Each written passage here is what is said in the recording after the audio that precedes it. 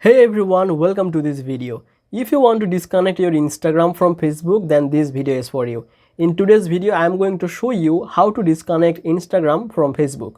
So first of all, you have to open your Facebook app from your phone. Now just tap on this profile here, like 3 menu. Now scroll down and just tap on this settings and privacy. Again tap on this settings.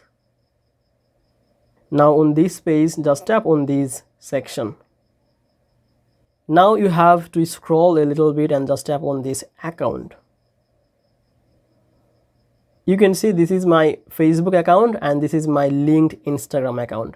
So if I want to remove my Instagram or disconnect my Instagram from this Facebook, I just need to click on this remove. So let's do that. Now tap on this remove account. Tap on continue. Now confirm this by tapping on yes, remove. And you will get a pop-up by confirming that your Instagram is removed from your account. Just tap on this OK. And your Instagram is not linked with your Facebook. It's disconnected. So basically this is how you can easily disconnect your Instagram from your Facebook. If you think this video was helpful, please make sure to like this video and subscribe this channel. I will see you in the next video.